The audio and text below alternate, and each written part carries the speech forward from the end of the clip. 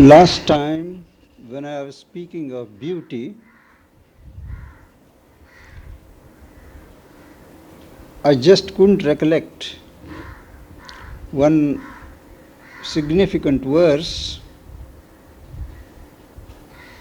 which gives the best definition of beauty, and that is Kshane Kshaneyan Navatamupaiti Tadeva Rupam Ramaniyatayaha. That which emanates newness, moment to moment. That's the truth of beauty. Beauty never gets stale. You never feel it is enough. It always adds something more, something more. The more you look at beauty, every moment there is a new revelation,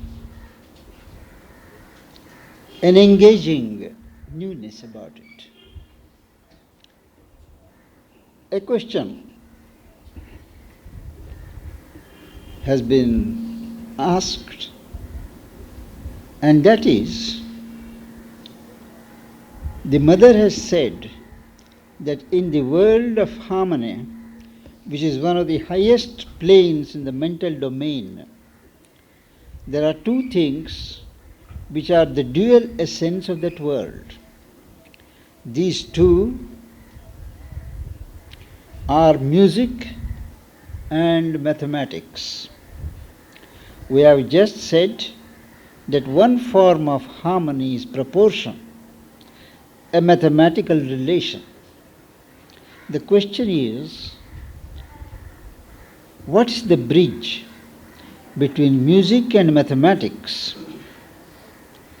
And how do you see this as being expressed? Since music and mathematics have developed more or less independently over the centuries, there should be an opportunity for a very rich and fruitful cross-fertilization of ideas leading to much future creativity. Now, to speak in fairly popular terms, mathematics may be said to describe the structure of the universe. Music is the science of organization of sound, rhythm, and the good music that appeals, is inherent with certain regular patterns of rhythms, notes. But that's not all. Those who are very masters of music, those who are gifted, they always bring in a certain irregular note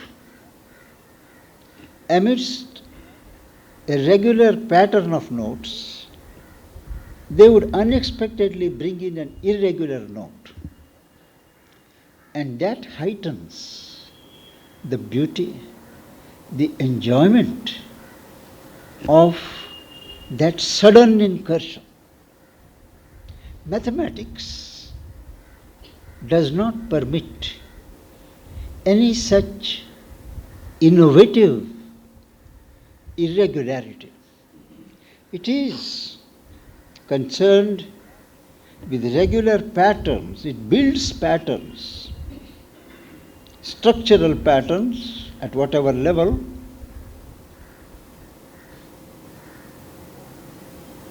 denoting the organization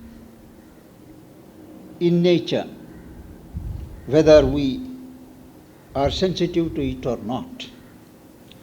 But mathematics does not provide as yet to that innovative, irregular note in the midst of regular patterns. I understand that of late there have been number of experiments of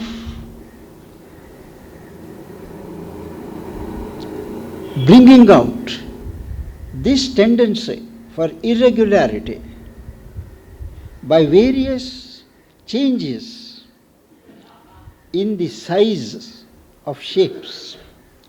They are known technically as fractals. A same big sized shape, when it is reduced and reduced to various sizes, they have found that certain, what you may call irregular forms or lines are seen in the course of their experimentation. And if this experiment of fractals leads to certain further discoveries, that would be a great gain, because even what we call irregular incursions are a part of a larger design, which our limited mind is not yet in a position to grasp. Music is easier, in a certain sense, to grasp, but mathematics requires a very sophisticated intelligence. Perhaps you are aware that Mother herself had great fondness for mathematics. Right from her childhood, she had a penchant. Her brother, who was undergoing training in mathematics, higher mathematics, had a teacher. And Mother used to watch. She was not a student, but she was interested when her brother was learning from her tutor, higher mathematics. She was an interested listener. Once it so happened that a particular problem which the teacher had posed went beyond the comprehension of the boy. And the teacher himself started fumbling. At that time, Mother broke in to say, "But it should be this. This is very evident." And the teacher was flabbergasted. And after the class was over, he went and told the mother of the children, that it is your daughter who should be taught, who has an opening for higher mathematics, and not your son. Mother had always a laugh when she related this incident. And she expected higher mathematics to play quite a considerable part in the manifestation of the new consciousness. But myself, not being very fond of even elementary mathematics, I can't speak more on the subject. Now, we were speaking of Mother's program that she had chalked out for herself, and we now come to the seventh item. We have dealt with perfect consciousness, integral knowledge, invincible power, perfect health, eternal youth, perfect beauty, total harmony, and now inexhaustible, unparalleled riches, control over all the wealth of the world. It is, as you all are aware, a common tradition in all religions, spiritual thought, that wealth is something to be despised by spiritual seekers.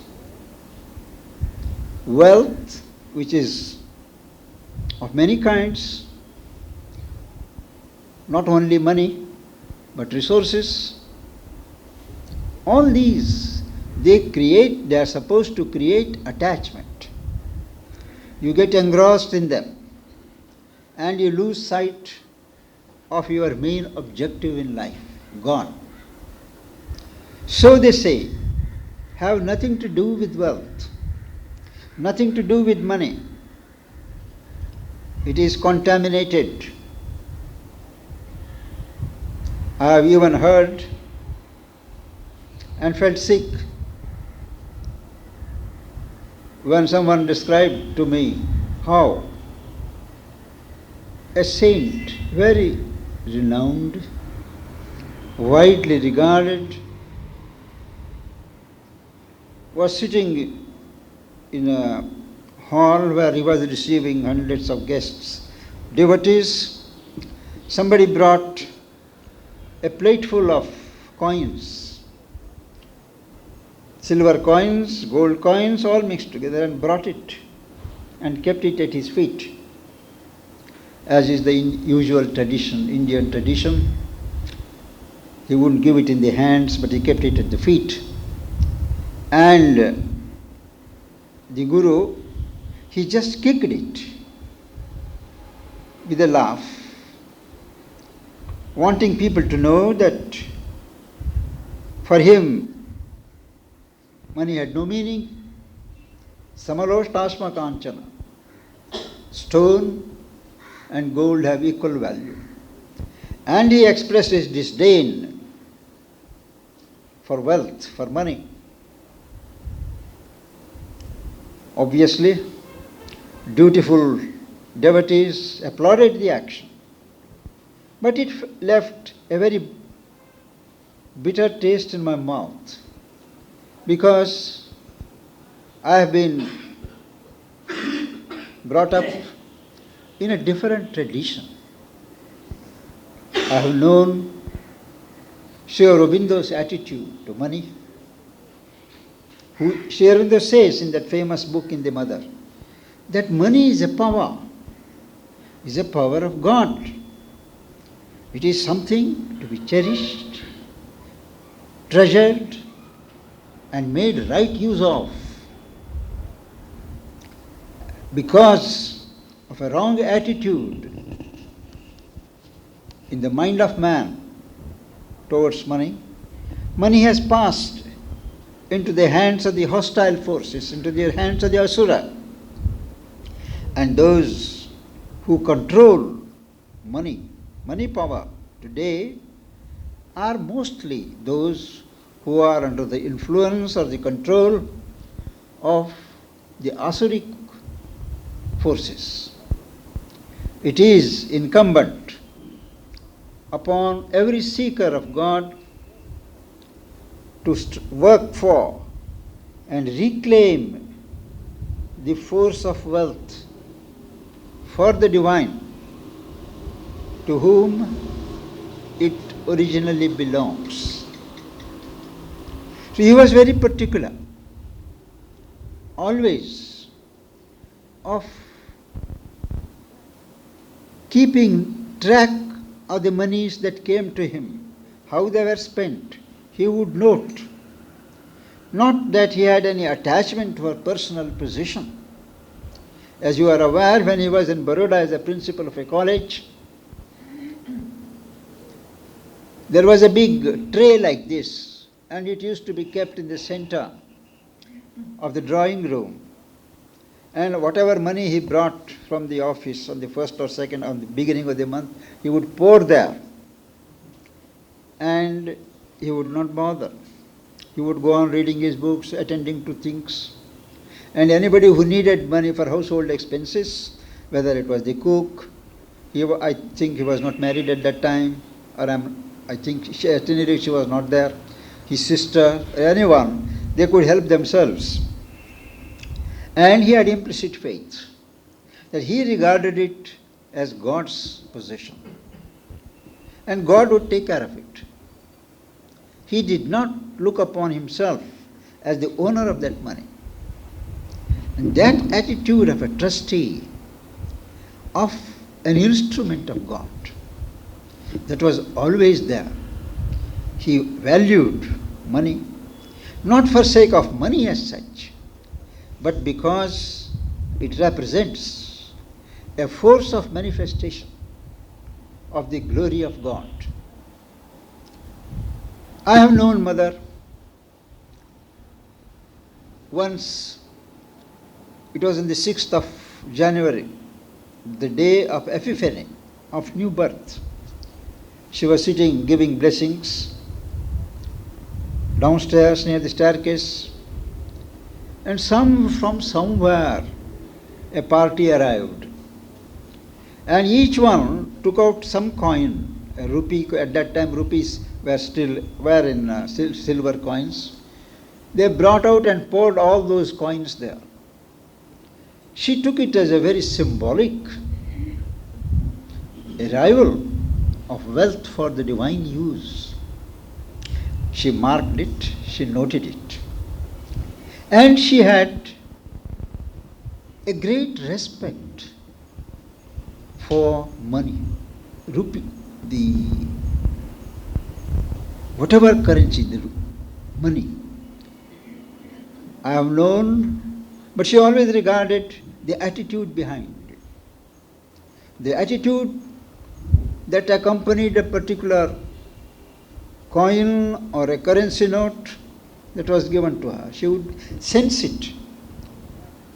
Once it happened that someone met me at the gate at about in the afternoon, and he took out a bundle of notes and said that I am in a hurry to go. Would you please give it to mother? I said, yes, I didn't count it, I put it in my pocket. And next morning, when I had occasion to see mother, I gave it to her, saying that some visitor had come and he had given this note. She took it and put it on the table. She did not make further inquiries.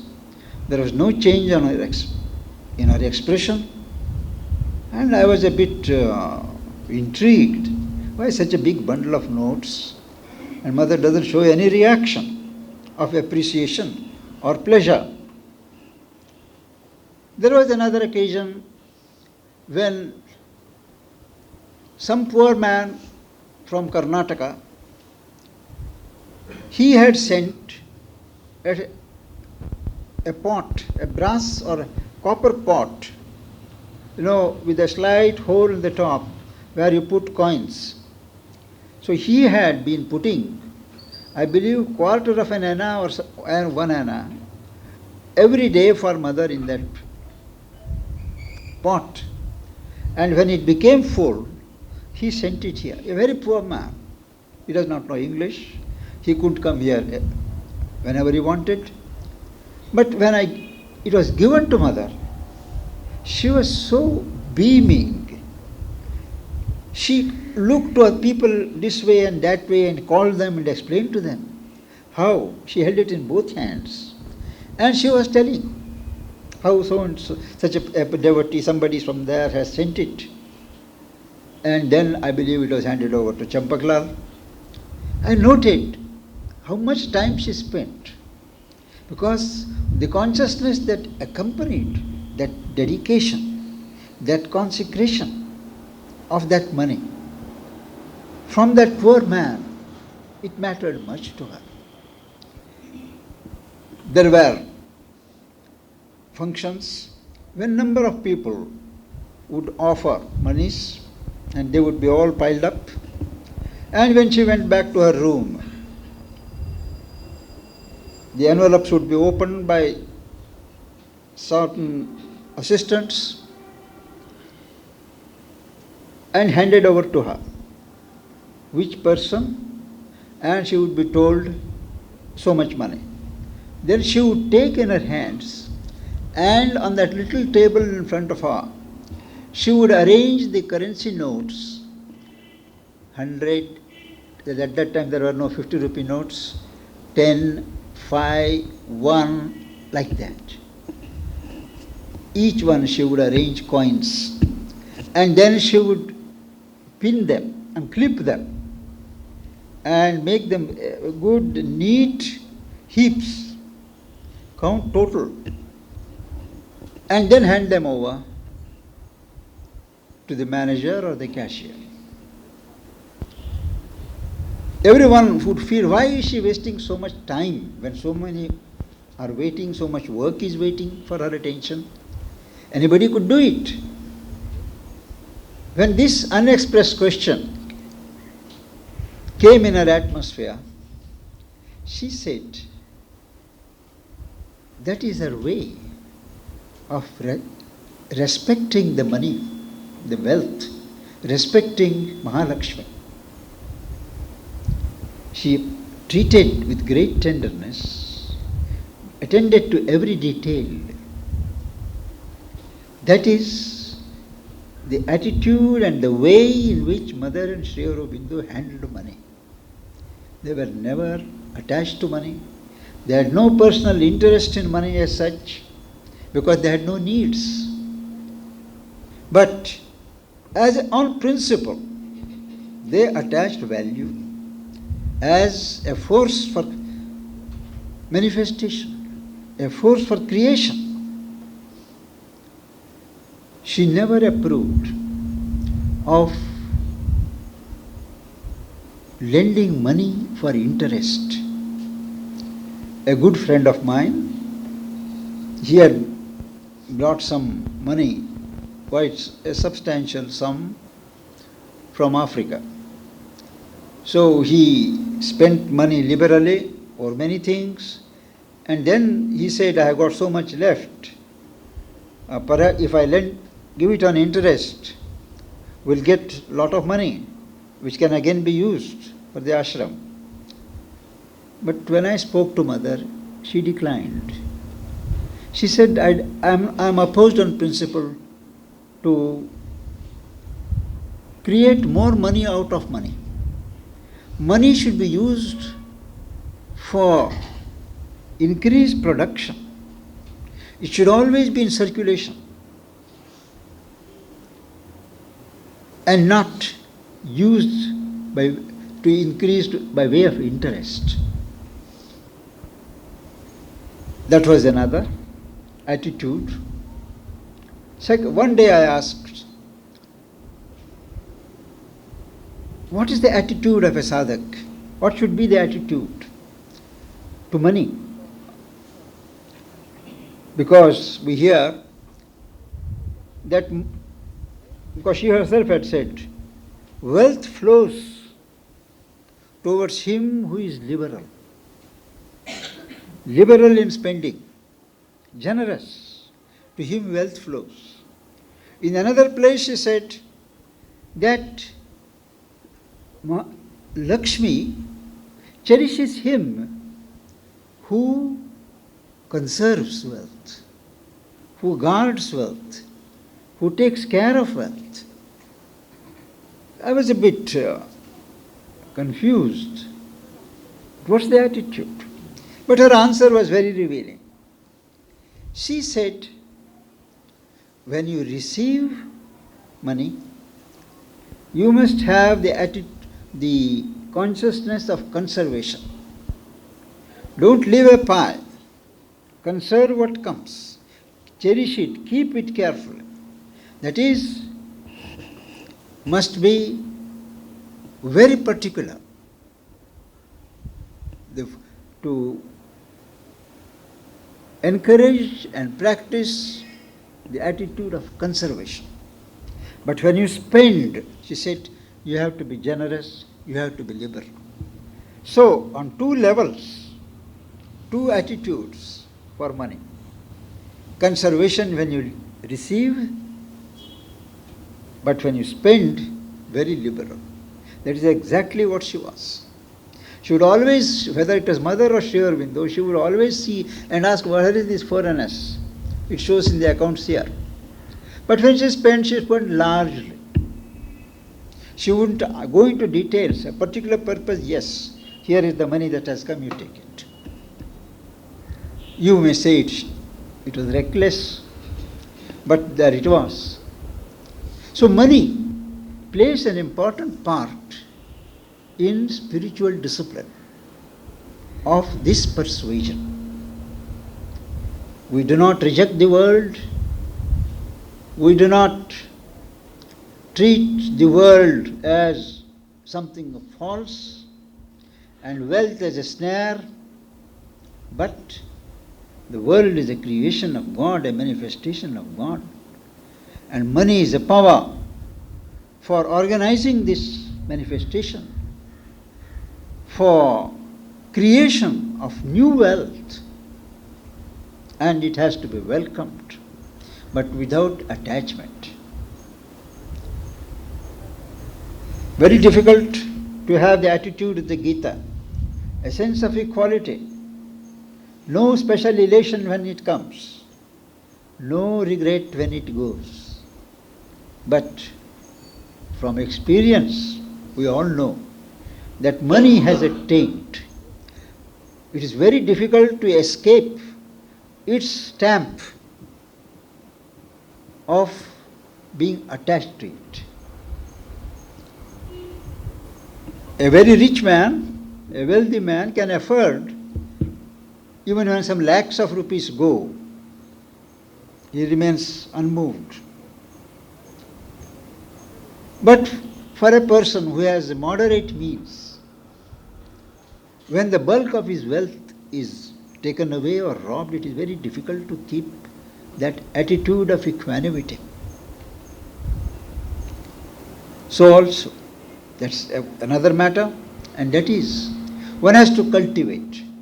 If you don't regard wealth as your personal possession, but something given by the divine and taken away by the divine, and have that attitude of trust, it's not very difficult. And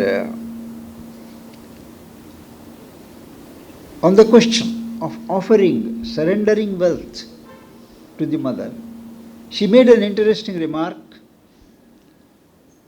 that if you give something, what you can afford to give, something from your surplus money, something which you can easily part with, she says it has no spiritual value. For the seeker, it has value for the divine work, it's another matter, but for the sadhak who gives, for the person who gives, if you give what you can spare comfortably, it doesn't have a special spiritual value. She said, it must pinch you somewhere. Somewhere you must feel that you must really deny yourself. Somewhere. That brings in a spiritual return. Not that we do things to get a return, but the attitude and the way in which, spirit in which it is to be done. Says, to give what one can spare has no spiritual value. But to give something what one needs normally, that is real, what you can call sacrifice, consecration. I've been giving all these details when speaking of wealth, because these are all special attitudes of Mother and Sri Aurobindo which baffle many of the orthodox religionists, people who come from the old tradition, and they look askance at the organization of wealth here in the ashram, saying that these are all prapanchik people, and there is no spirituality here. Well, you can only smile, and you can't go on explaining to them, this is what has happened to me many times. But it requires a certain spiritual attitude to appreciate the value of wealth, that it has a spiritual connotation, and wealth remains where it is cherished.